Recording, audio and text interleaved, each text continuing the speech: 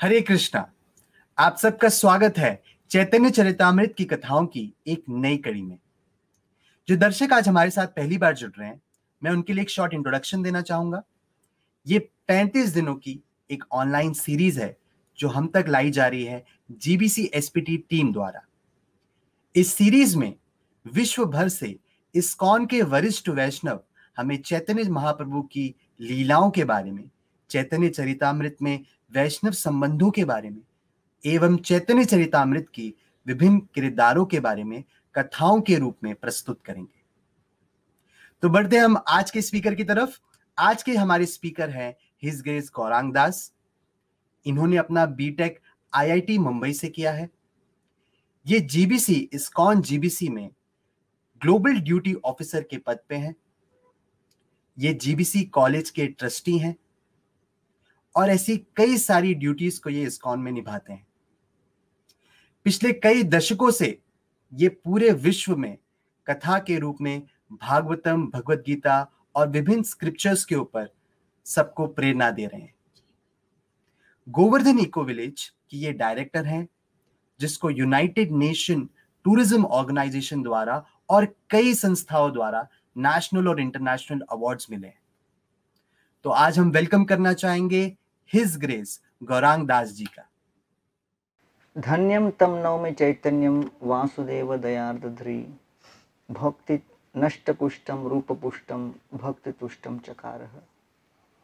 तो श्री चैतन्य महाप्रभु जनवरी 14 तारीख 1510 में संन्यास ग्रहण करने के पश्चात नित्यानंद प्रभु के द्वारा भटकाए जाने पर शांतिपुर पहुंचे। शांतिपुर में श्री चैतन्य महाप्रभु की माता शची देवी ने उनसे आग्रह किया कि बेटा, वृंदावन बहुत दूर है, वहाँ आप रहोगे तो उस विरह की कातरता में मैं अपने प्राण त्याग दूंगी।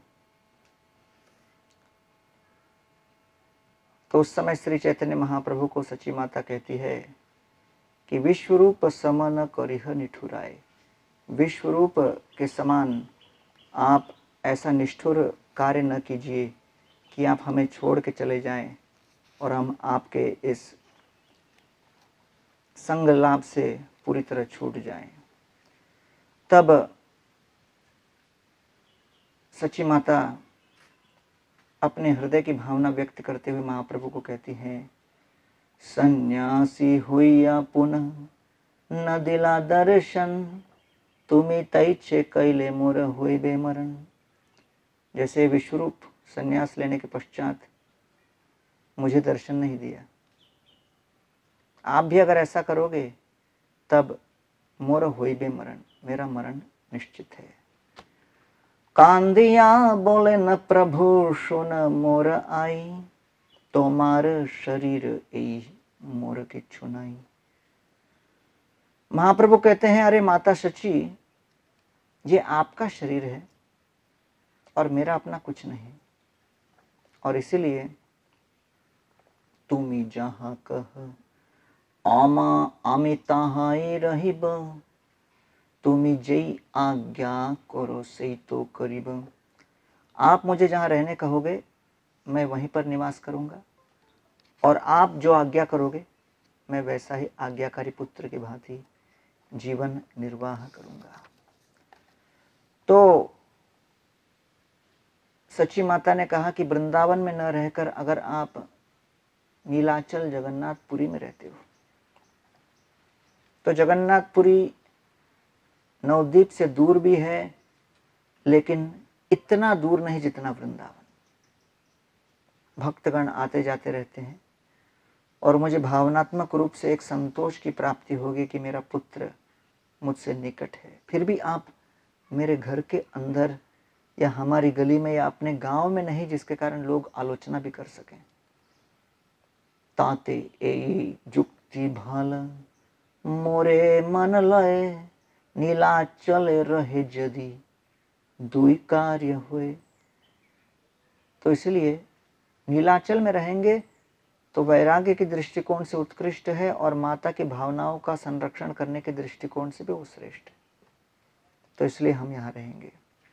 महाप्रभु ने निश्चय कर लिया और सची माता के मन को रखने के लिए और उनके समक्ष दिए गए इस वचन को पूर्ण करने के लिए महाप्रभु नीलाचल में ही आ गए। लगभग मार्च 1510 में महाप्रभु नीलाचल आकर फिर सार्वभौम भट्टाचार्य को पराजित किया, उन्हें वैष्णव बनाया। और अब ये अप्रैल का महीना चल रहा है जब महाप्रभु विचार कर रहे हैं अपने सभी निकट के समीपवर्ती भक्तों के साथ। निज गण आने कहे विनय कोरिया, आलिंगन कोरी सबाए श्री होस्ते धोरिया। महाप्रभु बड़े प्रेम से विनय पूर्वक शब्दों में उन सभी को आलिंगन करते हुए उनको श्री हस्त को अपने हस्त कमल में धारण कर विनम्रता पूर्वक इन शब्दों से संबोधन करने लगे। तोमा सब जानी आमी प्राणाधिक कोरी, प्राण छाड़ जाए तोमा सब छाड़ीते न पारी। अरे वैष्णवगण, आप सभी मेरे लिए मेरे प्राणों से भी अधिक प्यारे हो, प्रिय हो, और प्राण छाड़ जाए, मैं प्राण को छाड़ सकता हूं, लेकिन तोमा सब छाड़ीते न जाए, आप लोगों को नहीं छोड़ सकता। वैष्णव हमारे प्राण हैं। वैष्णवों को अपने जीवन में अपने प्राणवायु की भांति धरोहर बना के अपनों को हमें चलना है, तब जाकर हमारी भक्ति की डोरी भगवान श्री कृष्ण स्वयं अपने हाथ में लेंगे।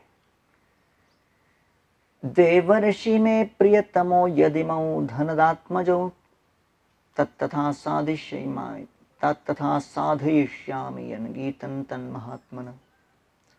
जब भगवान दामोदर जी उखल को खींच कर लेके जा रहे थे, तो जब दो वृक्षों के बीच अटक गई,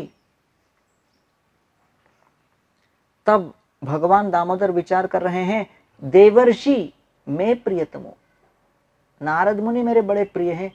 उन्होंने संबोधित किया था कि भविष्य में चलकर इनका उद्धार करना है, इसलिए उनके शब्दों को अपने जीवन में उतारकर हमें चलना आवश्यक है।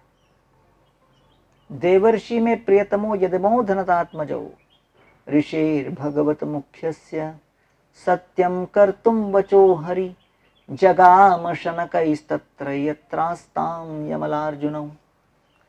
ऋषेर भगवत मुख्यस्य, नारद ऋषि के मुख से ये वचन हमने सुने, और क्योंकि नारद मुनि ने विचार किया कि इनका उद्धार होना है, तो भगवान भी उस दिशा में चलने लगे। अर्थात भगवान वर्णन करना चाहते हैं कि मैं अपने वैष्णव भक्तों की इच्छा की डोरी के अंतर्गत कठपुतली बनकर नाचता हूं। मैं अपने भक्तों की इच्छा के अनुरूप उनके द्वारा बनाए गए नहर के अंदर मेरी इच्छा रूपी नदी चलती है। तो वैष्णव भक्तगण ही भगवान की इच्छा का धरोहर बन के चलते हैं। इसलिए यहां श्री चैतन्य महाप्रभु एक भगवान होते हुए भी भक्तों का रूप अदा कर रहे हैं और कह रहे हैं कि भक्तों को अन्य भक्तों की इच्छा के अनुशासन और निर्बंध के अंतर्गत रहना न केवल एक वैष्णव सिद्धांत का नियम है, अपितु वास्तविक कृष्ण भक्ति को चखने का, अनुभव करने का एकमात्र उपाय है। वैष्णवों की इच्छा को लांघ कर, उल्लंघन कर, तिरस्कृत कर, अपमानित कर कभी हम भगवत भक्ति के राजमहल के द्वार से प्रवेश नहीं कर सकते। इसलिए उसको कहते हैं अपराध। अपराध, राध अर्थात संतोष, अपराध अर्थात समय के साथ कैसे हमारा संतोष कम होता चला जाता है। तुमी सब बंधु मोर बंधु कृत्य कोइले, यहाँ आने मोरे जगन्नाथ देखाइले। महाप्रभु सबको आलिंगन करके कहते हैं कि तुम ही सब बंधु मोरे, आप सभी मेरे बंधु हो। बंधु कृत्य कैले, आप बंधुओं की तरह मेरे लिए काम कर रहे हो। आप लोगों के हस्तक्षेप के कारण आज मैं जगन्नाथ का दर्शन कर पा रहा हूं। यहाँ आने मोरे जगन्नाथ दिखाई लिए। वास्तविक मित्र कौन है? जो हमें जगन्नाथ का दर्शन कराए, जो कृष्ण का दर्शन कराए। तासाम आविर्भूत शौरिः स्मयमान मुखाम्बुज पीतांबरधर श्रग्वी साक्षान मन्मथ मन्मथ। गोपियां गोपी गीत गाते हुए जब वहां से गायब हो गईं, कृष्ण जब वहां से गायब हो गए, कृष्ण को ढूंढते हुए भटकते हुए गोपियां उस स्थान पर आईं और जब देखा कि कृष्ण वहां प्रकट हो गए उनके गीत के समापन के बाद, आविर्भूत शौरी स्मयमान अपने मुखमंडल पर मंद मंद मुस्कान छटाते हुए पीतांबर धारण किए हुए भगवान श्री कृष्ण को देखकर साक्षान मनमथ मनमथ, कृष्ण ऐसे प्रतीत हो रहे थे मानो अपने सौंदर्य के माध्यम से वहां उपस्थित सभी भक्त लोगों के हृदय को, चित्त को हर लेंगे। इसीलिए कृष्ण अर्थात सर्व आकर्षक, जो व्यक्ति कृष्ण के साथ हमारा संबंध जोड़े वो हमारा सबसे अच्छा मित्र, निकटवर्ती मित्र, सबसे बड़ा सुहृद, जिसे अंग्रेजी में कहते हैं वेल विशर। तो जब हम कृष्ण भक्ति में आते हैं तो कोई न कोई व्यक्ति हमें कृष्ण भक्ति से जोड़ता है। एक हमारे रशिया में महाराज हैं, वो तभी पीएचडी साइंटिस्ट थे और उन्होंने बहुत जबरदस्त जो फील्ड में, साइंस के फील्ड में पीएचडी किया था और रिसर्च भी कर रहे थे। अचानक उनकी मुलाकात किसी इस्कॉन के भक्त के साथ हो गई। उस समय केजीबी का राज चल रहा था और फिर वो भगवत गीता पढ़ने लगे। गीता पढ़कर इतना अच्छा लगा, उन्हें लगा मुझे जीवन समर्पित करना चाहिए गीता के लिए। केजीबी को ये बात पकड़ में आई तो उन्होंने इस महाराज जी को उस समय पकड़ लिया। ये तभी साइंटिस्ट थे, पीएचडी करके साइंटिस्ट का काम कर रहे थे, लेकिन केजीबी ने इनको पकड़कर, पुलिस ने इतना इंट्रोगेशन किया, गीता से प्रश्न पूछे डिटेल में, इतने प्रश्न गीता से पूछे जो इन्होंने भी नहीं पढ़ा था, ये तो जस्ट शुरू किए थे, लेकिन पुलिस को उनसे ज्यादा जानकारी गीता की थी। इतना डिटेल में प्रश्न किया तो यही सोचने लगे अगर हमारे कृष्ण भक्ति को रोकने के लिए ये लोग इतना सीरियसली गीता को पढ़ सकते हैं तो मुझे कृष्ण भक्ति में बढ़ने के लिए कितना पढ़ना चाहिए। ऐसा विचार करके उन्होंने उस केजीबी एजेंसी को ही अपना शिक्षा गुरु मानकर गीता पढ़ने में उतर गए और आज भी वो केजीबी और उस पुलिस ऑफिसर को अपना शिक्षा गुरु मानते हैं कि उनकी प्रेरणा से वो गीता के छात्र बने। तो जो भी हमें कृष्ण से जोड़ दे वो हमारा सबसे निकट का सुहृद, मित्र और सहायक। विश्वरूप सिद्धि प्राप्ति जाने न सकल, दक्षिण देश उद्धरिते कुरिन एछल। विश्वरूप सिद्धि प्राप्ति, तो महाप्रभु को अब दक्षिण भारत जाना था, बोले तो क्या बोले। तो अब ये सिलसिला आरंभ होता है कि वैष्णव समुदाय को खड़ा करने के लिए सबसे महत्वपूर्ण सिद्धांत क्या है। वैष्णव समुदाय को खड़ा करना हो, कम्युनिटी खड़ा करना हो, एक कांग्रेगेशन को तैयार करना हो, तो सबसे महत्वपूर्ण तत्व है वैष्णवों का आशीर्वाद, उनकी प्रसन्नता। वैष्णवों की प्रसन्नता के बिना हम लोग भक्ति में प्रगति नहीं कर सकते, ये समुदाय प्रगति नहीं कर सकता। और इसलिए विश्वरूप सिद्धि प्राप्ति जाने न सकल, दक्षिण देश उद्धारित कुरिन एछल। महाप्रभु को दक्षिण भारत में जाकर प्रचार करने की बड़ी इच्छा है, लेकिन महाप्रभु जानते हैं कि बिना अनुमति के हम जाएंगे तो सेवा और कार्य सफल नहीं होगा। तो इसलिए सर्वप्रथम महाप्रभु सभी जितने नए नए भक्त लोग हैं, अनुयायी हैं, सब वैष्णवों का आशीर्वाद दे रहे हैं। जो उनके पुराने पुराने सब भक्त लोग थे, सीनियर भक्त, तो महाप्रभु क्या कहते हैं, विश्वरूप सिद्धि प्राप्ति। महाप्रभु को जाना दक्षिण देश, कहाँ जाना है, यात्रा में जाना है, सभी तीर्थ स्थलों की यात्रा करनी है। अब आप चिपलून से बोलो कि भाई हम लोग यात्रा में जा रहे हैं, तो तुरंत 10-20 लोग खड़े हो जाएंगे, चलो हम भी चलेंगे। अगर आप बोलो मैं गांव जा रहा हूं, पूरा दिवाला निकल गया है और पता नहीं कहां से मैं पैसा जुगाड़ करूंगा, लेकिन बैंक दरवाजे पर आ गई और पूरा हमला का चौपट हो गया, समझ में नहीं आ रहा क्या होगा, कोई चलता है कि मेरे साथ गांव? तो घर के आपके मामले को निपटाने के लिए बहुत लोग नहीं मिलेंगे। सब कहेंगे नहीं नहीं यार, घर का मामला, मैं तेरे लिए 2 माला एक्स्ट्रा कर लेता हूं। हाँ, बहुत हमदर्द होगा, सुहृद होगा, वो अवश्य आएगा, लेकिन जनता आने के लिए तैयार नहीं होगी। लेकिन यात्रा बोलो, सब तैयार। कब चल रहे हो बताओ? तो महाप्रभु अगर बोलते मैं दक्षिण भारत की यात्रा करने जा रहा हूं अकेले, ठीक है ना, सब बोलेंगे अरे अकेले, हम सब चलेंगे साथ में। तो महाप्रभु क्या बोल रहे, नहीं यात्रा अकेले नहीं, वो मेरा भाई है ना, गायब हो गया, मेरा भाई गायब हो गया विश्वरूप। माता पिता खोज रहे कब से उनको, हमको भी पता नहीं, खोए हुए भाई को ढूंढने जा रहा हूं। तो महाप्रभु को लगा सब बोलेंगे हाँ हाँ जाओ, खोया हो गया ना आपका ना, आ जाओ जाओ ढूंढ के लाओ। लेकिन यहां प्रश्न उठता है,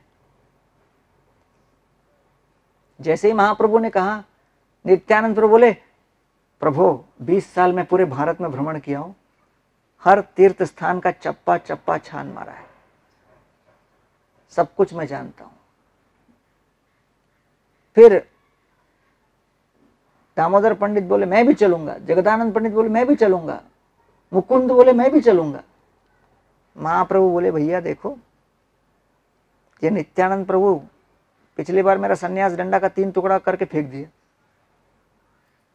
और जगदानंद पंडित तो मेरे को अलग अलग प्रकार से क्या क्या तेल वेल देता रहता है मालिश के लिए, दामोदर पंडित डांटता रहता है, और मुकुंद तो मेरी तपस्याओं को देखकर रोने लगता है। भाई मुझे अकेले जाने दो। और वैसे मैं जा किसके ले रहा हूँ, भाई को ढूंढने। आप लोग का क्या काम है, घर का मामला है, घरेलू मामला मैं खुद संभाल लूंगा। विश्वरूप सिद्धि प्राप्ति, लेकिन विश्वरूप तो पहले दिवंगत हो गए थे। मेन पॉइंट है कि विश्वरूप पंढरपुर में चंद्रभागा नदी के अंदर समाधि ले लिए थे। अब प्रश्न उठता है कि महाप्रभु जानते थे और बोल रहे हैं इन लोगों को क्या, विश्वरूप को ढूंढने जा रहा हूं। अरे दक्षिण देश उद्धारिते कोरे नहीं छल। तो महाप्रभु को इस तरह छल करना उचित है क्या? तो कह रहे हैं नहीं, दक्षिण देश का उद्धार करने के लिए थोड़ा इस तरह से उनको बोलना पड़ा। राजमंत्री रामानंद व्यवहारे निपुण, राजप्रीति को हिदरवैला प्रभुर मन। वैसे ही राजमंत्री रामानंद राय भी बड़े निपुण थे, और जब वो चाहते वो ऐसा कुछ बोल देते कि सामने वाला घबरा जाता था, भ्रमित हो जाता था। दक्षिण देश उद्धारिते कोरेन ए छल। तो इसलिए श्रील प्रभुपाद जब पूरे विश्व के प्रचार में लगे थे, तो अधिकांशतया तो प्रभुपाद बिल्कुल स्पष्ट बता देते थे क्या करना है क्या नहीं करना है। लेकिन कई परिस्थितियों में प्रभुपाद जी भी देखते थे कि मिशन के लिए आवश्यक है। जैसे फिशर मैंशन में गए, वहां पर एजेंट ने कोई रेट बताया, प्रभुपाद ने उन एजेंट को कहा ये मुफ्त में दे दो पूरा बिल्डिंग। तो एजेंट घबरा गए, बोले पागल हो गए क्या, इतने लोगों ने मेरे साथ बहस किया प्राइस को लेके, कभी इस हद तक नहीं गया कि मुफ्त में दे दो। अरे वो घबरा कर भक्त लोगों को देखने लगा, अरे समझाओ गुरुजी को। और भक्त लोग सोच रहे किसको देखे, इसको नहीं देख सकते, प्रभुपाद को भी नहीं देख सकते, ऊपर ही देखने लगे। फिर प्रभुपाद ने बिल्कुल एक सस्ते दाम में उसको खरीद लिया। अगले दिन वो बेचने के बाद जो व्यक्ति जो है जिसने बेचा था वो अपना गाड़ी लेके आया और बोला, बहुत सारा फिटिंग बिटिंग निकालने लगा घर से। तो वो सब लोग बोले, क्या बेच दिया था, अब कहाँ लेके जा रहा है? बोले, यार तुम्हारे जो बूढ़े गुरु ने मेरे को फंसा दिया, मैं कैसे मान गया इतने कम दाम के लिए। फिर प्रभुपाद ने कहा, देखो मैं तो कलकत्ता का हूं। तो वास्तव में प्रभुपाद जी इस मिशन को आगे बढ़ाने के लिए, अब गिरिराज महाराज ने सुंदर बुक लिखी है, I will build you a temple करके, बड़ा सुंदर बुक है। उसमें किस तरह से प्रभुपाद जी के साथ, इसका है भैया, नहीं मेरा तो नहीं,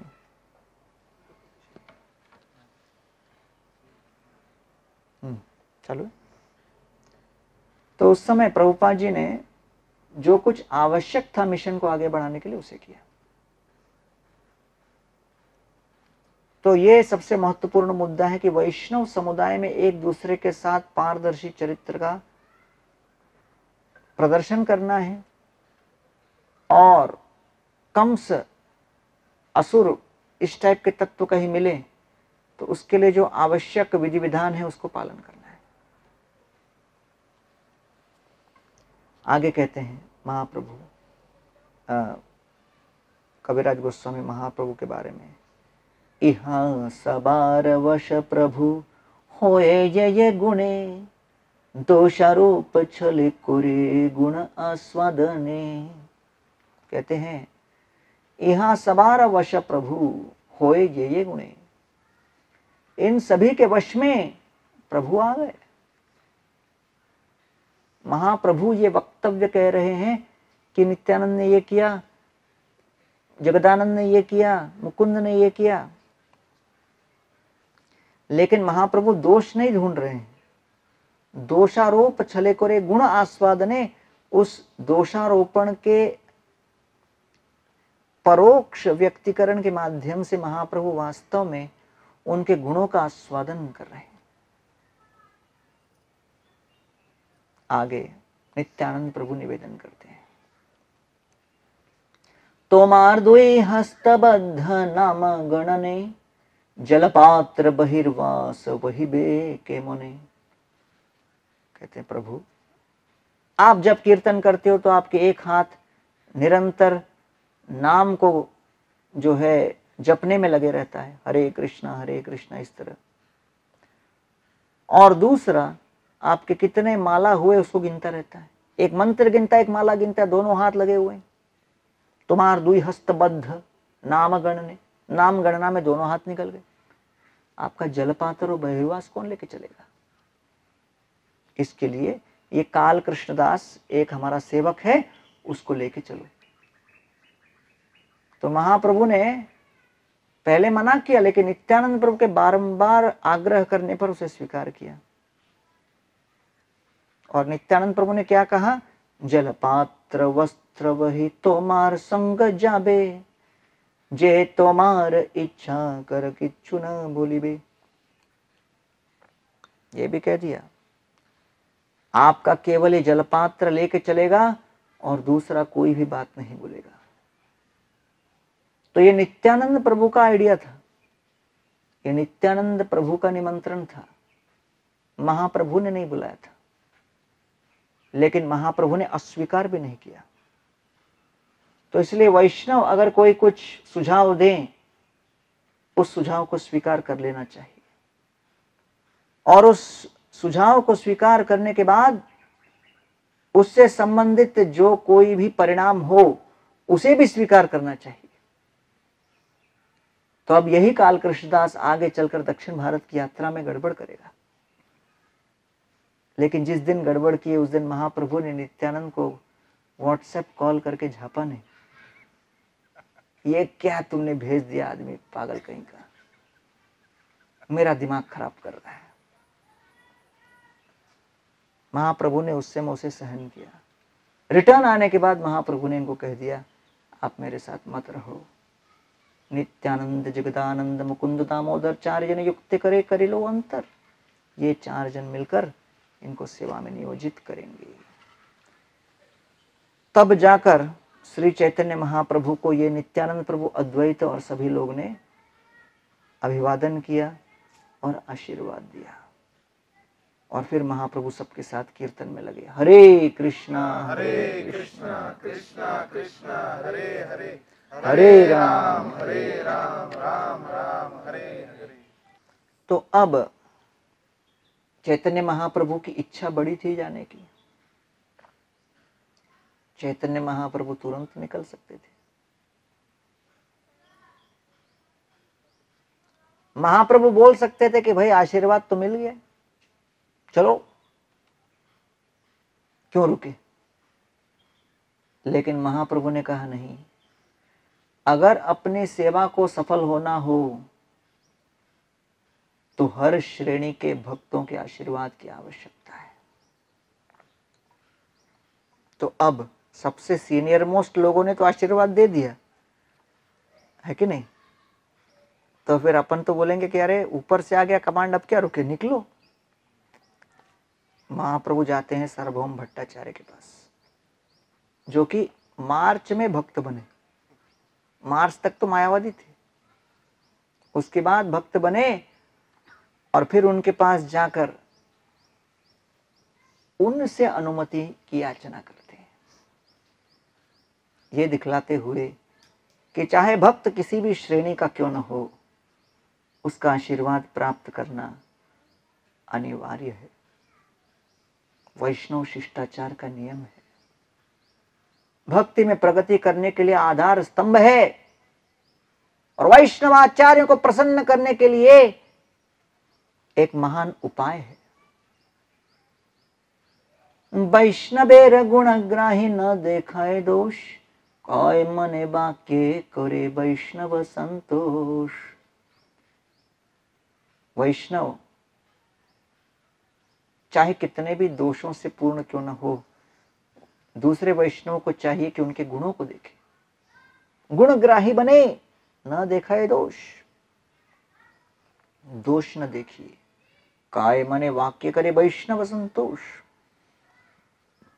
मन से, वचन से, काया से उन्हें संतुष्ट कीजिए। यह प्रभुपाद का गुण था। श्याम सुंदर प्रभु प्रभुपाद के पास आए, आरंभ के दिन थे। प्रभुपाद के पास आके कहने लगे कि आपसे मिलने से पूर्व कई अपराधों के कारण अब मुझे जेल में जाना होगा। प्रभुपाद ने कहा, अरे कृष्ण का जन्म जेल में हुआ। ये सुन के वो चौंक गए। अरे मुझे लगा प्रभुपाद गाली देंगे, प्रभुपाद तो ऐसा कमेंट दिए। फिर प्रभुपाद पूछे, जेल क्यों जा रहे हो, क्या दंड, क्या अपराध किया था? तो कहता है, ड्रग्स का व्यापार किया मैंने। प्रभुपाद ने कहा, मैं भी वही करता था, प्रयाग फार्मेसी चला रहा था। तो उनको बड़ा अच्छा लगा। प्रभुपाद बोले, कितने साल के लिए जा रहे हो? वो बोले 5 साल। प्रभुपाद ने कहा, चिंता मत करो, हरिनाम जपते रहो, थोड़े दिन में निकल आओगे। 1968 की ये बात है, 68-69 की बात है। अगर श्याम सुंदर प्रभु वास्तव में वो पूरा निकालते समय 5 साल, तो सीधा 1973 तक अंदर रहते। लेकिन 6 महीने के बाद जेलर आ गया और कहता है कि ऑर्डर निकला है तुमको रिलीज करने का। श्याम सुंदर बोले, अरे मेरा तो 5 साल का था, निकाल क्यों रहे? बोले, हमको क्या पता, हम तो केवल निकालने वाले हैं, ऑर्डर निकालने वाले कोई और है। आज तक उनको पता नहीं कैसे वो ऑर्डर निकला, लेकिन इतिहास इस बात का साक्षी है कि श्याम सुंदर दास 1969 में 6 महीने में निकलने के पश्चात 1970 में लंदन में जाकर जॉर्ज हैरिसन और बीटल्स को डिवोटी बनाया और हरे कृष्ण आंदोलन को फैलाया गोविंदमादि पुरुषम का जो हमारा रिकॉर्ड बचता है, और 1971 में क्रॉस मैदान का प्रोग्राम ऑर्गेनाइज किया जिसमें लोकनाथ महाराज और राधानाथ महाराज इस्कॉन से जुड़ गए।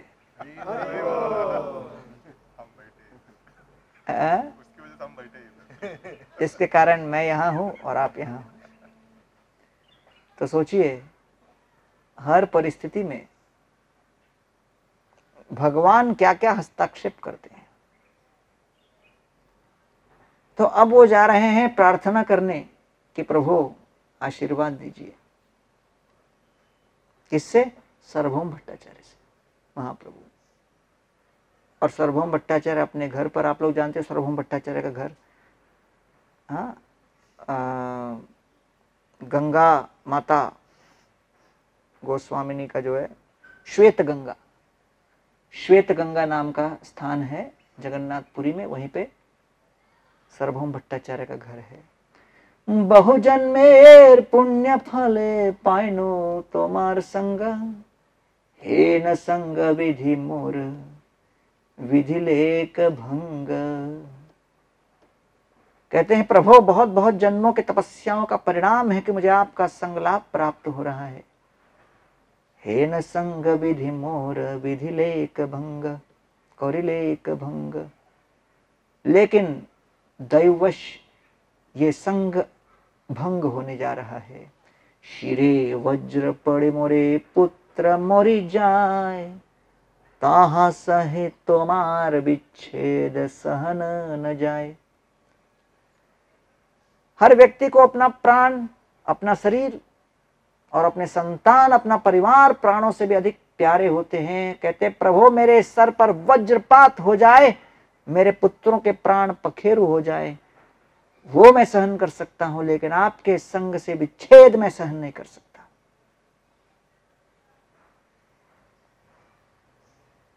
बहुत समय तक, दीर्घ काल तक श्री चैतन्य महाप्रभु सार्वभौम भट्टाचार्य के इन भावनाओं को समझकर संतुष्ट करने का प्रयत्न करते हुए उनको संग दिए, उनको अपना सानिध्य स्वयं प्रदान किया।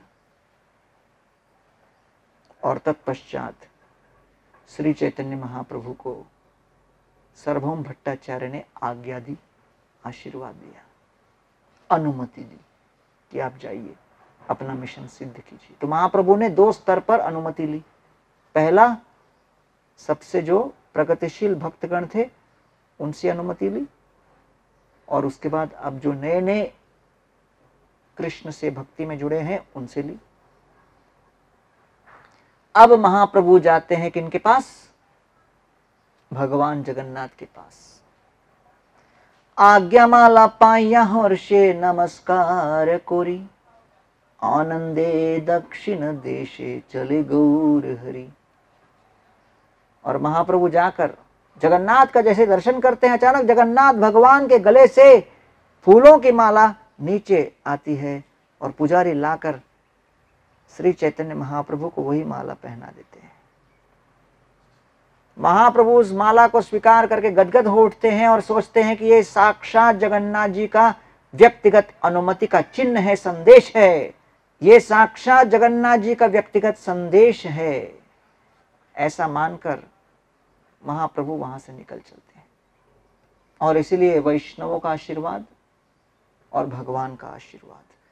और कविराज गोस्वामी भी चैतन्य चरितामृत लिखते समय दूसरे अध्याय में बड़ी सुंदर रूप से स्तुति करते हुए कहते हैं, छोटा बड़ा भक्तगण वंदो सवार श्री चरण, सबे मोरे करह संतोष, स्वरूप गोसाईर मत रूप रघुना जानेयत, ताहा लिखी नाही मोर दोष।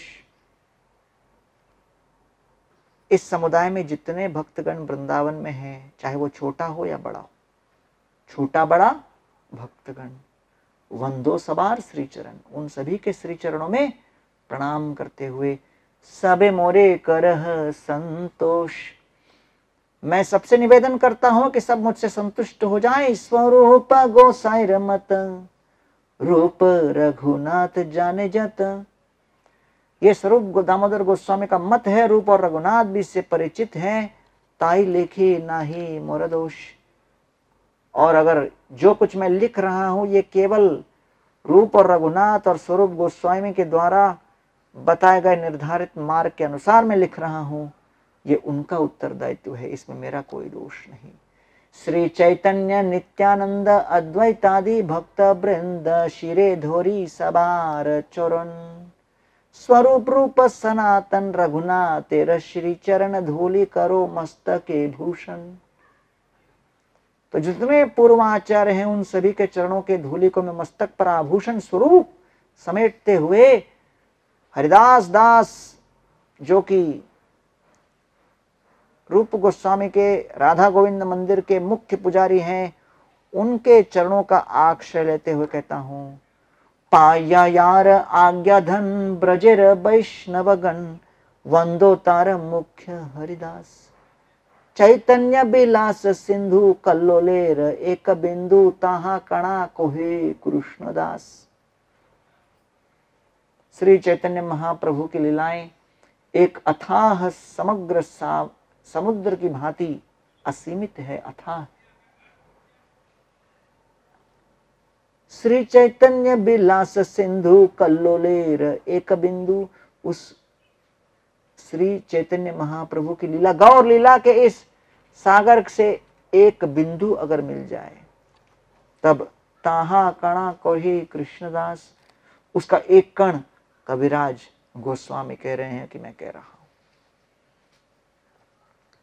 इस प्रकार महाप्रभु सार्वभौम भट्टाचार्य और सभी वैष्णवों का आशीर्वाद लेकर, जगन्नाथ जी का आशीर्वाद लेकर उस यात्रा में चलने के लिए तैयार। अर्थात जब तक वैष्णवों का पूर्ण समर्थन न हो, आशीर्वाद न हो, इच्छा न हो, अनुमति न हो, तब तक केवल कपोल कल्पित धारणाओं के आधार पर अपने बुद्धि, मस्तिष्क इत्यादि को कोई भी कार्य के लिए तैयार किया और वो स्वतंत्र रूप से निर्माण किया गया प्रकल्प हो, जिसमें वैष्णव संप्रदाय के आचार्यों के आशीर्वाद की ऊर्जा सन्निहित नहीं, तो फिर वो प्रोजेक्ट बहुत दूर तक नहीं जाएगा, क्योंकि उसके अंदर फ्यूल टैंक खाली है। और फ्यूल टैंक खाली हो तो गाड़ी कब तक चलेगी। इसलिए महाप्रभु समय निकालकर वैष्णवों के आशीर्वाद के बिना कोई कार्य नहीं कर रहे। प्रभुपाद के एक शिष्य हंसदूत प्रभु वृंदावन में बैठे, बहुत समय तक बैठे, बड़ा मजा आ रहा था उनको जप करते हुए, घूमते हुए। प्रभुपाद ने एक दिन कहा, भैया बहुत दिन से बैठे हो, निकलो प्रचार करो। वो कहते, प्रभुपाद वृंदावन में बहुत मजा आ रहा है। प्रभुपाद ने कहा, वृंदावन आपके मजा के लिए नहीं है, ये कृष्ण के मजा के लिए, आप निकलो और प्रचार करो। वो बोला, प्रभुपाद जी कहाँ जाऊं प्रचार करने के लिए, कोई बहुत महत्वपूर्ण जगह तो है नहीं। प्रभुपाद ने कहा, श्रीलंका जाओ। उन्होंने कहा, अरे प्रभुपाद श्रीलंका बहुत छोटा देश है, कहाँ जाऊं मैं वहां। प्रभुपाद ने कहा, ठीक है फिर पाकिस्तान जाओ। घबरा गए, बोले श्रीलंका ही ठीक है। तो इसलिए वृंदावन का अर्थ है कि बस मैं कैसे कृष्ण की सेवा करूं, अन्य कोई भावना नहीं। अब श्री चैतन्य महाप्रभु जाने के लिए तैयार हैं। तब सार्वभौम भट्टाचार्य कहते, महाप्रभु रुको, एक बात सुनो। दक्षिण भारत की यात्रा में एक व्यक्तित्व को आप अवश्य मिलो, बाकी अन्य किसी को मिलो ना मिलो। कौन है वो? रामानंद राय छे गोदावरी तीरे, अधिकारी होए ते हो विद्यानगरे। वो गोदावरी नदी के तट पर रहते हैं विद्यानगर पे। वो वास्तव में बहुत बड़े गवर्नर हैं। शूद्र विषय ज्ञान उपेक्षा न कोरिबे, आमार बचने तारे अवश्य मिलिबे। उसे सामान्य राजनीतिक व्यक्ति मानकर, व्यावसायिक मानकर उसे तिरस्कृत न कीजिए, उसकी उपेक्षा न कीजिए। आमार वचने तारे अवश्य मिलिबे, मैं निवेदन कर रहा हूं प्रभु आप अवश्य उन्हें मिलिए। तीर्थ शब्द का अर्थ होता है ब्रिज। एक स्थान और दूसरे स्थान के बीच जो दरार होती है, जो फासला होता है, उसको पूर्ण करने के लिए एक ब्रिज लगता है। अब हमारी भौतिक चेतना अपरिपक्व अवस्था में भौतिक इंद्र तृप्ति के विषय में निरंतर मनन चिंतन करते हुए दरार की एक हो रहे, और दूसरी ओर आध्यात्मिक दिव्य जगत है जहां कृष्ण को कैसे संतुष्ट करे, कृष्ण की सेवा कैसे करें, बस यही दो प्रश्नों का निरंतर गुंजारव चलता रहता है। इन दो विपरीत अवस्थाओं के बीच इतना बड़ा दरार है कि उसको पूर्ण करने के लिए क्या चाहिए? ब्रिज। उस ब्रिज को कहते हैं तीर्थ। तीर्थ कुर्वन्ति तीर्थानि स्वान्तस्थेन गदाव्रता। और वो तीर्थ 5 रूप में प्रकट होते हैं। पहला हरिनाम, दूसरा धाम, तीसरा भागवत, चौथा वैष्णव सेवा, पांचवा अर्च विग्रह। ये पांचों तीर्थ अर्थात ब्रिज हैं, आपको भौतिक से आध्यात्मिक की दिशा में लेके चलेंगे। इसीलिए महाप्रभु को सार्वभौम भट्टाचार्य कहते हैं, भैया तीर्थ मतलब केवल जगह नहीं, केवल स्थान नहीं। वृंदावन, मायापुर, जगन्नाथपुरी, रामेश्वरम, कांचीपुरम, श्रीरंगम, ये सब तीर्थ हैं। लेकिन उन तीर्थों में जाकर भी व्यक्ति को चेतना परिवर्तित करनी हो तो वो चेतना परिवर्तन केवल सत्संग के माध्यम से हो सकता है। इसलिए प्रभु तीर्थ कुर्वन्ति तीर्थानि स्वन्तस्थेन गदाव्रता। आप जा रहे हो दक्षिण भारत में हर तीर्थ को पावन करने अपने पुण्य चरणों की धूलि से, लेकिन आप इस रामानंद राय को अवश्य मिलना, गदगद हो जाओगे। अर्थात जब तक हम किसी तीर्थ क्षेत्र में जाकर सत्संग नहीं करते और श्रवण नहीं करते, तब तक तीर्थ पूरा नहीं होता। तब तक आपकी वो भौतिक चेतना आध्यात्मिक दिव्य चेतना के रूप में परिवर्तित नहीं हो पाएगी, अंकुरित नहीं हो पाएगी। इसलिए कहते हैं, अलौकिक वाक्य चेष्टा तारे न बुझिया, परिहास कोरिया छे तारे वैष्णव बोलिया। प्रभु उनके अलौकिक वाक्य और चेष्टाओं को हम कभी समझ ही नहीं पाए। परिहास करिया छे, और हम लोग तो उसका परिहास करते चले गए, क्योंकि हम लोग को लगा हम बड़े बड़े पंडित हैं, ये क्या है, हरिनाम करता रहता है, वैष्णव बोलिए। वैष्णव बोल बोल के हम लोग उसको मजाक उड़ाए। लेकिन आप ऐसा मत करना। और आगे चल के महाप्रभु रामानंद को कहते हैं, तैच्छे सुनिलु जैच्छे देखलु तोमार महिमा, राधा कृष्ण प्रेम सीमा, प्रेम रस ज्ञानेर तुमी सीमा। जैच्छे सुनिलु, जैसे मेरे को कहा था सार्वभौम भट्टाचार्य ने, तैच्छे देखलु, वैसे ही आप हो, तोमार महिमा। कभी कभी सुनते हैं किसी के विषय में, लेकिन साक्षात दर्शन होने पर मन उदास हो जाता है, अरे मजा नहीं आया, जितना सोचा था उस स्तर पर नहीं है ये, चाहे वो मनोरंजन हो या अध्यात्म हो या कोई भी हो। लेकिन कहते हैं जहां जैसे सुना था उससे तो कई गुना अधिक हो। राधा कृष्ण प्रेम रस, राधा और कृष्ण के प्रेम रस के ज्ञान के आप सीमा हो, बधाई हो आपको। महाप्रभु इसलिए रामानंद को कहते हैं, प्रभु कहे आगे कह सुनते पाए सुखे, अपूर्वामृत नदी बहे तोमार मुखे। आगे कह और कथा सुनाइए, सुनते पाए सुखे, सुनकर कथा को हम गदगद हो उठे हैं।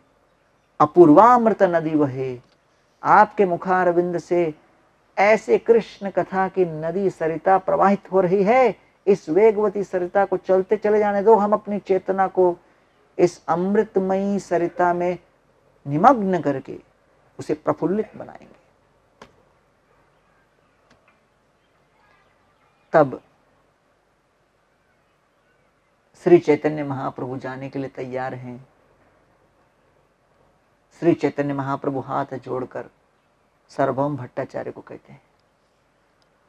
घरे कृष्ण भजी मोरे कोर आशीर्वादे, नीला चले आसी जेना तोमार प्रसादे। महाप्रभु कहते हैं, हे भट्टाचार्य, अरे भट्टाचार्य मैं सन्यासी हूं, ब्राह्मण कुल में जन्म लिया हूं, हर प्रकार के वेदांतों का अध्ययन करके वेदों का और वेदांत के पारंगत विद्वान हूं, लेकिन मैं आपसे निवेदन करता हूं, विनती करता हूं, याचना करता हूं, भिक्षा मांगता हूं कि आप मुझे आशीर्वाद दीजिए। अरे सन्यासी गृहस्थ का आशीर्वाद दे, ऐसा होता है क्या? ये तो अनुचित है। महाप्रभु कहते नहीं, आप गृहस्थ होते हुए भी सबसे उच्च कोटि के वैरागी सन्यासी को आशीर्वाद देने के सुयोग्य हो क्यों? घरे कृष्ण भज मोरे कोर आशीर्वादे, क्योंकि आप घर पर कृष्ण का भजन कर रहे हो। तो भक्ति में कौन व्यक्ति कौन से आश्रम में है ये महत्वपूर्ण तत्व नहीं, लेकिन जिस आश्रम में भी उसे जो सेवा और जो उत्तरदायित्व दिए गए हैं वो कितनी सतर्कता के साथ और कितने चौकन्न अवस्था में अपनी चेतना को निमग्न करके भगवत भक्ति कर रहा है, ये उसके ऊपर निर्भर है। तो इसलिए भक्ति में प्रगति, भक्ति में शक्ति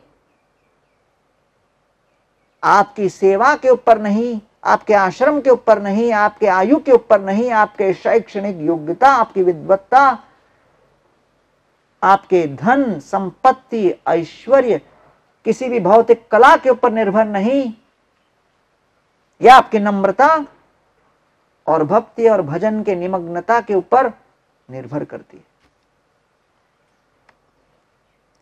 घोरे कृष्ण भजी, अगर कोई गृहस्थ प्रामाणिक पारदर्शी चरित्र के साथ अपने घर के अर्चा विग्रह की सेवा पूजा में लगा है, कर्मठ प्रयत्न करके पाई पाई जुटाकर वो अपने परिवार का वहन करते हुए, बच्चों की देखभाल करते हुए, उनके हर प्रकार के उत्तरदायित्वों को निभाते हुए वो यथाशक्ति यथासंभव अगर भजन करे, नाम जप करे, कीर्तन करे और साथ साथ सत्संग करे और विनम्र भाव के साथ भगवान से याचना करे कि प्रभु आपका भजन करने के लिए मेरे पास 3-4 घंटे से अधिक समय नहीं निकल पाता, 24 घंटे में आप अपनी कृपा कीजिए कि मैं भगवत भक्ति में आगे बढ़ सकूं।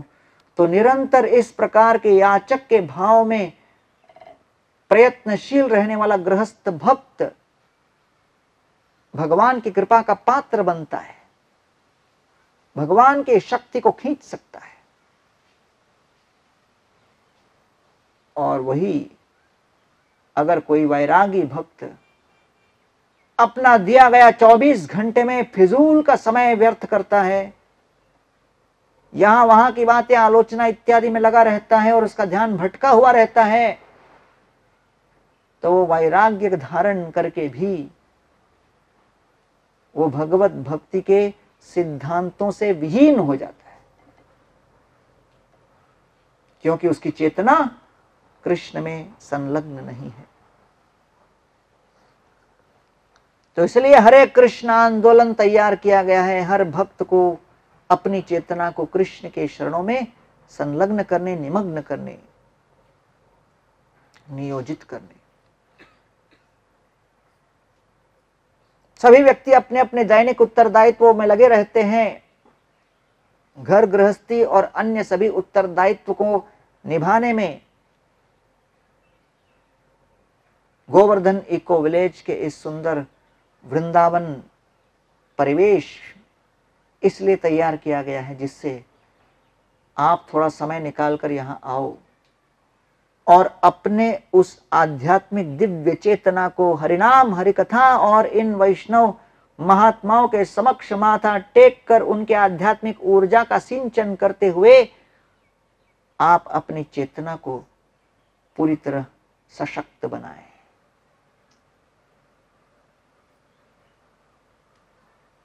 नीलाचले आसीजना तोमार प्रसादे। प्रभु आपकी कृपा से हम नीलाचल लौट के आएंगे। तारे उपेक्षिया कैलाश शीघ्र गमन के बुझीते पारे महाप्रभुर चित्तमन। और सार्वभौम भट्टाचार्य कह रहे महाप्रभु मत जाइए मत जाइए मत जाइए, और महाप्रभु चलते चलते निकल पड़े। वो महाबदन्याय भगवान के अवतार, वो कृष्ण चैतन्य जो औदार्यता और कृपा के मूर्तिमान स्वरूप, एक क्षण के लिए भी पीछे नहीं मुड़े, सीधे निकल पड़े। तो कविराज गोस्वामी कह रहे हैं तारे उपेक्षिया, अरे उसकी उपेक्षा कर दी भट्टाचार्य की। कैलाश शीघ्र गमन, महाप्रभु को एक तरफ वैष्णवों का प्रेम खींच रहा था, दूसरी ओर वैष्णव धर्म के प्रचार की गूंज पुकार रही थी। तो महाप्रभु ने इस प्रचार और प्रेम के इस बढ़ते हुए तनावग्रस्त संघर्ष में प्रचार का पलड़ा भारी किया और प्रेम के रज्जू को काट कर वो निकले। कई बार महत्वपूर्ण उत्तरदायित्वों को निभाने के लिए प्रेमी भक्तों के संग से विच्छेद होना पड़ता है, प्रेम भरे माहौल से दूर जाना पड़ता है, तब जाकर प्रचार का आधार स्तंभ स्थापित होता है। तब जाकर प्रचार कार्य के श्री चैतन्य महाप्रभु की जय पताका विश्व के कोने कोने में फहराएगी। महानुभावेर चित्तेर स्वभाव ऐ होए, पुष्प सम कोमल कठिन वज्रमोय। तो कविराज गोस्वामी कहते हैं क्या करे, महात्माओं के का हृदय भी कुछ ऐसा ही रहता है, कभी कभी बड़ा कोमल, कभी कभी बड़ा वज्र के समान कठोर, समझ में नहीं आता। और इस प्रकार श्री चैतन्य महाप्रभु वहां से निकले और चारों दिशाओं में प्रचार कार्य को बढ़ाते हुए अलारनाथ पहुंचे। और अलारनाथ में महाप्रभु ने कीर्तन आरंभ किया।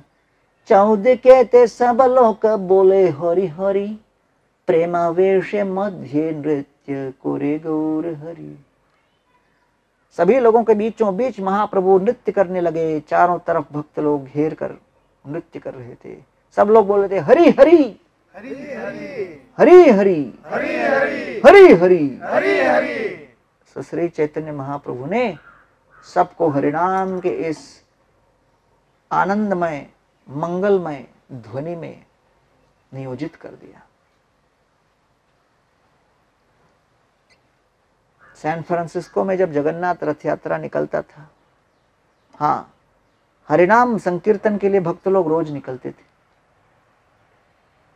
उस हरिनाम को देखकर वहां पर एक भाजी वाला था, उसको बड़ा गुस्सा आता था। वो अपने भाजी के स्टॉक से सड़े हुए सब्जी टमाटर वगैरह निकाल के रखता था और टमाटर चुन चुन के सड़े हुए फेंकता था।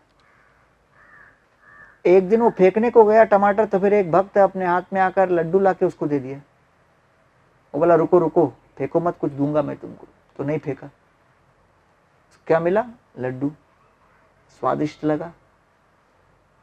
फिर सोचा यार ये लड्डू तो स्वादिष्ट था, चलो उसी के पास अपन जाते हैं कल भी, फिर लड्डू मिलेगा। अगले दिन फिर सड़े हुए टमाटर लेकर ढूंढने लगा कि वो कहाँ गया कल वाला। वो दिखा तो फिर उसके पास गया, वो बोला लड्डू लो। ये सिलसिला रोज चला। फिर कुछ दिनों बाद इसके अंदर कौतूहल उत्पन्न हुआ कि ये लड्डू बनता कहाँ है, वो भी देखना है। तो ढूंढते ढूंढते लड्डू का फैक्ट्री ढूंढने आया, क्या निकला? मंदिर। मंदिर में आए तो माला करने लगे। और फिर अगले साल का जो जगन्नाथ रथ यात्रा उत्सव था, वो फीस्ट के लिए जो टमाटर था पूरा इसने स्पॉन्सर किया।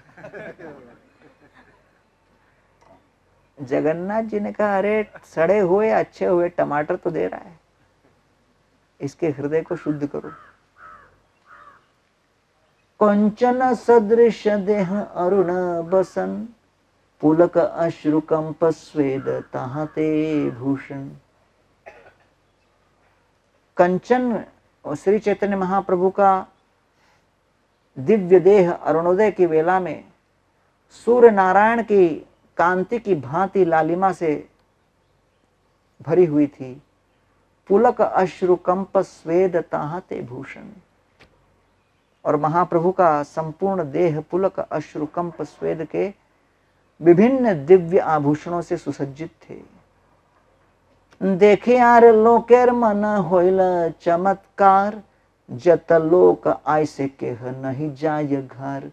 और जितने लोग चारों दिशाओं से आए महाप्रभु के उस कीर्तन के दृश्य को देखकर श्री चैतन्य महाप्रभु को उच्च स्वर में हरे कृष्ण महामंत्र का उद्घोष करते हुए दिव्य आमोद प्रमोद के सारे चिन्ह लक्षण प्रदर्शित करते हुए देखकर मन में पूरी तरह आश्वस्त हो गए कि इस व्यक्ति के पास आनंद के फव्वारे का भंडार है और इनके आसपास घूमेंगे तो दो चार बूंदे आनंद की छींटे हम पर भी पड़ेंगी। और हर व्यक्ति आनंद तो खोज रहा है। केह नाचे केह गाए श्री कृष्ण गोपाल, प्रेमे ते भासिल लोक स्त्री वृद्ध अबाल। तो श्री चैतन्य महाप्रभु जब कीर्तन करने लगे, चारों दिशाओं में जितने भक्त लोग, कोई नाच रहा था, कोई गा रहा था, सब कह रहे थे श्री कृष्ण गोपाल। और स्त्री वृद्ध अबाल सभी लोग नृत्य में लग गए इस कीर्तन में। इसलिए प्रभुपाद कहते हैं ये हरे कृष्ण महामंत्र इतना सरल है, even a child can take part, even dog can take part. बच्चा भी जुड़ सकता है, कुत्ता भी जुड़ सकता है। और यहां पर हमारे है ही कई कुत्ते घूम रहे हैं। कल सुबह मंगल आरती में आप आओ ना, वो आ जाएंगे। बराबर 4:30 बजे उन लोग का हाजिरी रहता है, वहां पे बैठ जाते आके। उनको पता है शाम के समय आज का जो रात का जो यहाँ का कीर्तन होगा उसके पहले आ जाएंगे वहीं पे। तो इसलिए इस कीर्तन के उद्घोष को देखकर नित्यानंद प्रभु प्रभावित हुए। और नित्यानंद प्रभु कहते हैं, देखी नित्यानंद प्रभु कहे भक्त गणे, ए रूपे नृत्य आगे होबे ग्रामे ग्रामे। यह कीर्तन जो आज अलारनाथ में श्री चैतन्य महाप्रभु ने उद्घाटन किया है, जिस कीर्तन की गूंज चारों दिशाओं में फैली हुई है, ए रूपे आगे, इस प्रकार का कीर्तन आगे चलकर नित्य हर गांव में, हर देश में, पूरे विश्व के कोने कोने में होगा। नित्यानंद प्रभु ये ने भविष्यवाणी आज से 500 वर्ष पूर्व अलारनाथ में कर दी। अर्थात अंतरराष्ट्रीय कृष्ण भावनामृत संघ का नित्यानंद प्रभु ने भविष्यवाणी किया है। नित्यानंद प्रभु के भविष्यवाणी से आज इस्कॉन खड़ा हुआ है। मत सिंह प्राय प्रभु कोरिला गमन, प्रेमा बेश जाय कोरी नाम संकीर्तन। नित्यानंद प्रभु श्री चैतन्य महाप्रभु के उस कीर्तन को देखकर पूरे प्रभावित हुए। फिर श्री चैतन्य महाप्रभु वहां से निकले और 6.5 फुट के ऊपर के हाइट वाले श्री चैतन्य महाप्रभु अपने बलिष्ठ भुजाओं से युक्त होकर सुंदर कमल दल जैसे नेत्र और गले में वरमाला, और श्री चैतन्य महाप्रभु अरुणोदय की वेला में जो सूर्य नारायण उदित होते हैं, उस सूर्य नारायण की लालिमा की भांति वस्त्र धारण किए हुए निरंतर कृष्ण का नाम लेते हुए एक मदमत्त सिंह की भांति गरजते हुए जा रहे थे। जंगलों के बीच, वनों के बीच, विभिन्न तीर्थ क्षेत्रों के तले मत्त सिंह प्राय प्रभु कोरिला गमन, प्रेमावेश जाय कुरी नाम संकीर्तन। प्रेम में आविष्ट होकर महाप्रभु का ये कीर्तन लोगों को पूरी तरह कृष्ण के साथ जोड़ दिया। इसलिए आप सभी को चाहिए कि आप अपने अपने निजी व्यक्तिगत जीवन में इस कीर्तन को महत्व दें और अधिक महत्व दें।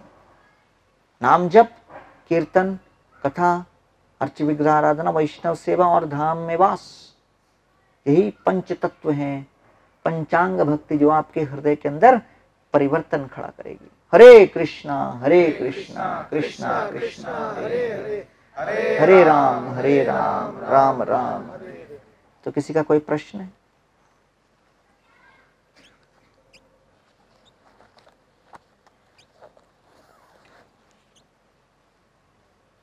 कभी कभी बहुत उत्साह रहता है तो 16 का 32 माला हो जाता है, कभी 2 घंटे भागवतम के बदले 4 घंटे भागवतम हो जाता है, लेकिन कभी कभी डाउन हो जाता है। तो मतलब हमेशा ऐसा ऊपर बढ़ते रहे, स्टडी रहे।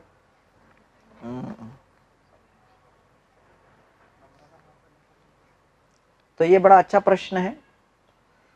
क्या प्रश्न है?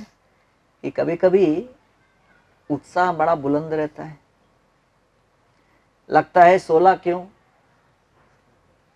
प्रभुपाद ने एक शिष्य को पूछा, what is the meaning of chanting 16 rounds? 16 माला करने का अर्थ क्या है पूछा, तो कोई उत्तर नहीं दे पाया। प्रभुपाद ने कहा, the meaning of 16 rounds means after you chant 16 rounds you think why only 16 rounds, why not 160 rounds, why not 1600 rounds. ये है 16 माला करने का अर्थ। लेकिन हम अभी भौतिक मन के अंतर्गत फंसे हुए हैं और इसलिए कभी हमारा उत्साह बुलंद होता है, कभी क्षीण होता है। सागर की लहरें कभी पास आती हैं, कभी दूर जाती हैं। सागर के लहरों का ये प्रभाव है। वैसे मन के कई विचार कभी निकट आते हैं, फिर दूर जाते हैं। इसलिए आपको चाहिए कि ऐसे भक्तों का संग करे जो स्टडी हो। फसली भक्त नहीं बनना है। फसली मतलब फसल की तरह। आज आप खेत देखो, हरा हरा दिख रहा है, 2 महीने बाद फसल कट गई तो खाली दिखेगा, अरे किधर गया? तो अपनी भक्ति फसली जैसी नहीं होनी चाहिए कि भाई आज कर रहे हैं फिर गायब, 4 महीने के लिए गायब। तो इसके लिए उपाय क्या है? स्टेडी डिवोटी को ढूंढो, उसको पकड़ो, उसके साथ रहो, उसकी सेवा करो, उसके आशीर्वाद से आपको बहुत कुछ ज्ञान प्राप्त होगा। ठीक है ना? और बोलिए। माता जी का प्रश्न है, कभी कभी दूसरों में हमको दोष दिखते हैं, तो उसको दूसरों में दोष न ढूंढने के लिए हमको क्या करना चाहिए? एक बार प्रभुपाद को, अपने इंडिया में प्रभुपाद थे, पाश्चात्य भक्त लोग थे, तो प्रभुपाद को एक भक्त ने कहा, प्रभुपाद आपके पाश्चात्य भक्त लोग जो है आपके लेक्चर में हमेशा सोते रहते। प्रभुपाद ने कहा, हमेशा? ओ बोले मैक्सिमम टाइम। तो प्रभुपाद ने कहा, कितना टाइम? बोले 95% टाइम। प्रभुपाद बोले 5% टाइम सुनते हैं वो लोग? बोला हाँ 5% सुनते होंगे। प्रभुपाद ने कहा 5% सुनकर ये लोग अमेरिका छोड़ के यहाँ भारत में प्रचार करने के लिए आ गए,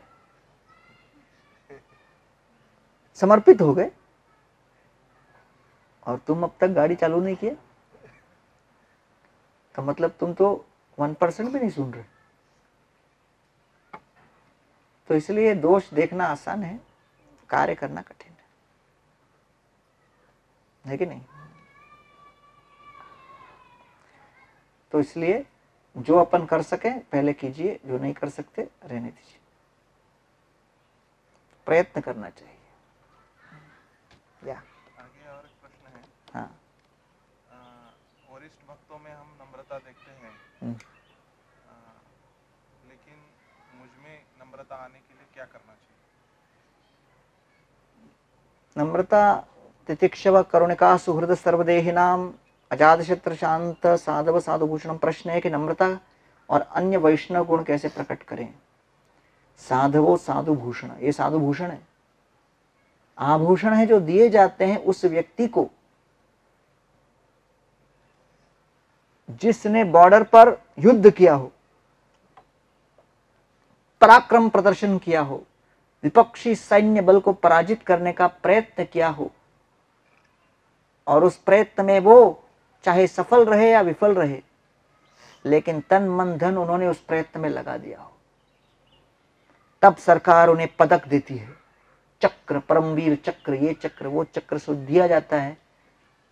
वो उनके पराक्रम के पुरस्कार का चिन्ह है। इसीलिए जीवन पर्यंत जो कर्मठ प्रयत्न करता रहे भक्ति में, उसे भगवान श्री कृष्ण संतुष्ट होकर मेडल देते हैं। वीरता चक्र, ये वीरता चक्र क्या है? तितिक्षव, टॉलरेंस, कारुणिका, कंपैशन, सुहृद, सर्वदेही नाम, सभी लोगों के निकट के मित्र, अजात शत्रु, जो उनका कोई शत्रु न हो, शांत, ये सब गुण, ये वैष्णव गुण क्या है? ये हमारे युद्ध में निर्मल रूप से भगवान के पक्ष से युद्ध करने के लिए भगवान के द्वारा दिए गए वीरता पुरस्कार है। तो इसलिए अगर सहनशीलता नहीं, सोचना चाहिए कि भगवान ने अभी तक रिलीज नहीं किया है। और पुरस्कार जो है जबरदस्ती खींच नहीं सकते। जब सरकार प्रसन्न होगी तभी पुरस्कार देते ना, है कि नहीं? आप जाकर थोड़ी बोल सकते अरे 26 जनवरी आ रही है भैया, अपना क्या हुआ, कुछ हो रहा है कि नहीं अपना, है कि नहीं? इसलिए हर बार भगवान के ऊपर निर्भर होना आवश्यक है। इतर भक्तों के प्रति डेवलप करना, भक्तों के प्रति शरणागति भाव और सेवा भाव कैसे उत्पन्न करना चाहिए, इसके लिए हमें 3 चीजें करनी है।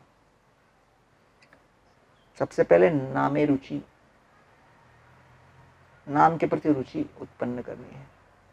दूसरा वैष्णव सेवा, वैष्णवों की सेवा करनी चाहिए। तीसरा जीवे दया, जीवों के प्रति दया करनी चाहिए। इससे पूरा मिशन संपन्न होता है और हृदय में संतोष की उत्पत्ति होती है। तो ये हमारा महत्वपूर्ण कर्तव्य बनता है।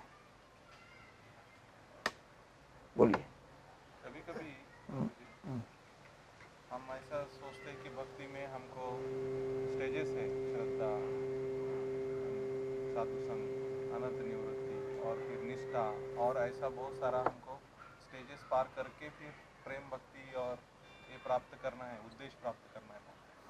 और कभी कभी प्रवचन में धाम में गए तो बोलते कि एक बार गिरिराज परिक्रमा करो, आपका भगवत धाम हो गया। वो किसको कहते हैं? वो नए व्यक्ति को कहते हैं कि आप लग जाओ, लगने के बाद आपका फिर चलेगा। अभी आपके बच्चों को कॉलेज में एडमिशन करने के लिए भी प्रयत्न है,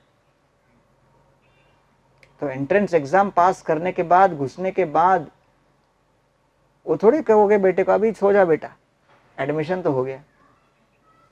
उसके बाद तो असली पढ़ाई शुरू होती। तो अभी आप घुस गए हो, अभी पढ़ो। है कि नहीं? हाँ। सेवा और साधना, इसका समन्वय कैसे होगा? सेवा और साधना, साधना में हम कहते हैं भगवान मुझे अपनी सेवा में लगाओ, ऐसा कहते हैं। जैसे फिर सेवा आती है तो वो आपने प्रार्थना की, वो आई, तब नहीं कह सकते प्रभु मुझे मत दो, उसको दो। ये सेवा, हे प्रभु आप इन्हें अपनी सेवा में लगाइए, मुझे नहीं, ऐसा नहीं बोल सकते। तो आपको सेवा भी करनी है और दूसरों को भी सम्मान करना है। तो आज हमने हिज ग्रेस गौरांग दास जी से चैतन्य चरितामृत की इतनी सुंदर कथाओं का आस्वादन किया। मुझे विश्वास है कि आप सबको इसमें बहुत आनंद आया होगा। जाने से पहले मैं आपसे एक विनती करना चाहूंगा कि आप फेसबुक पे जीबीसी एसपीटी के पेज को जरूर लाइक कीजिए ताकि आपको ऐसे प्रोग्राम्स के नोटिफिकेशन मिल सकें, और आप जीबीसी एसपीटी की वेबसाइट में जाके उनकी मेलिंग लिस्ट में भी सब्सक्राइब कर सकते हैं। So thank you so much for joining us today. हम मिलेंगे हमारी अगली कड़ी में। हरे कृष्णा।